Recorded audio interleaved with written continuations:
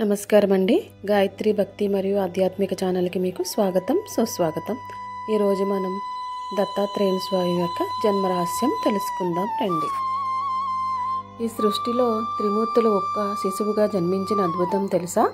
అనసూయాదేవి పాతివ్రత్యాన్ని పరీక్షించడానికి వచ్చిన త్రిమూర్తులు చివరికి స్వయంగా ఆ శిశువుగా మారిపోయారు. అందుకే ఈ కథను దత్త జన్మ వృత్తాంతం అంటారు. దత్తాత్రేయుని అవతారం బ్రహ్మ, విష్ణు, శివ అనే త్రిమూర్తుల అంశతో కూడినది. అత్రి మరియు అనసూయ దంపతులకు దత్తాత్రేయులు జన్మించారు. దత్త జయంతిని మార్గశిర పౌర్ణమి రోజు జరుపుకుంటారు. అనసూయాదేవి పాతివ్రత్యానికి దేవతలందరూ ఆమె పట్ల ఎంతో భక్తితో ఉండేవారు. కానీ కొందరు దేవతలు ఆమెను పరీక్షించమని త్రిమూర్తులను కోరారు. అప్పుడు త్రిమూర్తులు అనసూయ పతివ్రత ధర్మాన్ని పరీక్షించడానికి బ్రాహ్మణ రూపంలో ఆమె ఇంటికి వచ్చి ఒక వింత కోరిక కోరారు. ఏమని కోరారు అంటే, మాకు భోజనం నగ్నంగా వడ్డించాలి అని.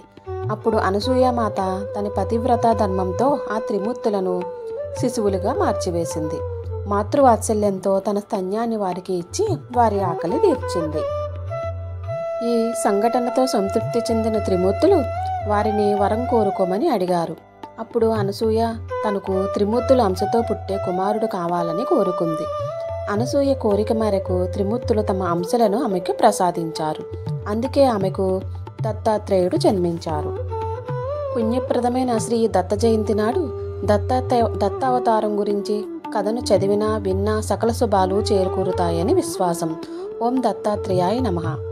మరిన్ని భక్తి మరియు ఆధ్యాత్మిక విషయాలు మీ మొబైల్కి నోటిఫికేషన్గా రావాలి అనుకుంటే వెంటనే మన గాయత్రి భక్తి అండ్ ఆధ్యాత్మిక ఛానల్ను సబ్స్క్రైబ్ చేయండి, షేర్ చేయండి మరియు లైక్ చేయండి. స్వస్తి.